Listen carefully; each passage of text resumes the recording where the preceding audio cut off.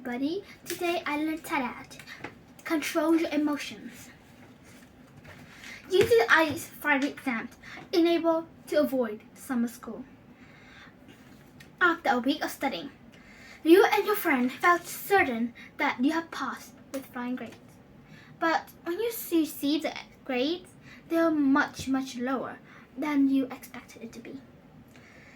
You were despaired and very sad. But your friend, on the other hand, didn't seem to care at all. He seemed just his old self. He didn't care that he got to go to summer school.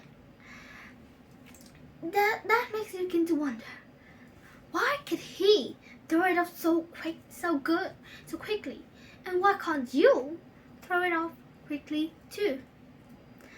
And should you be trying to switch your emotions to happiness always?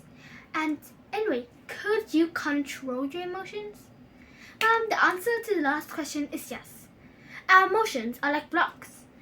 When we are sad, the block that is sad, the sad block will tick and will balance on your brain. You should also try looking on the right side, because it could take to some really lead to some side effects that you would really want to avoid. Now, let's enter a situation, real or imagined. Let's draw attention. Let's use one of the ways that we could control our mind. Like this. You are invited to a party as the same with your ex and their new partner. The first thing you thought of is to skip the party and able to skip the awkwardness. But what you should be doing, what you best should do, is to go to the party. I know this sounds stupid because you're like, I don't want to go to the party because it would be very awkward meeting my ex with his or her new partner. But you could also try avoiding them or avoiding the situation. If that's pretty difficult, you could use to distract games, play games with your friend to distract, and then maybe you think about it later, and you just suddenly thought that you don't care anymore about who your ex's partner is, and you begin to feel very relaxed.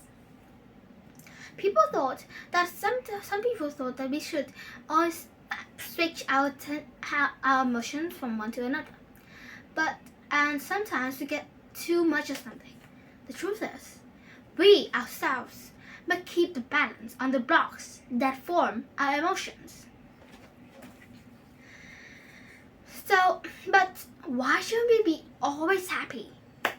To be always happy is to avoid the real world and live in the world that you want the most. And when you suddenly broke out to reality, it's much stronger and harder and much more difficult to think about it and to know it than when you're always in the world.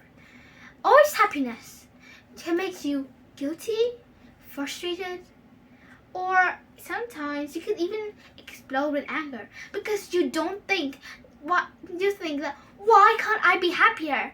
The reason is you can't feel sadness. You can't feel sadness, so you can't feel sadness, pain, or grief, so you can't accept it and be able to switch yourself to a happier mode that you were able to accept it. And now that it had passed, you could still be sad, but you'll not feel very guilty and stressed anymore that you don't feel any happier.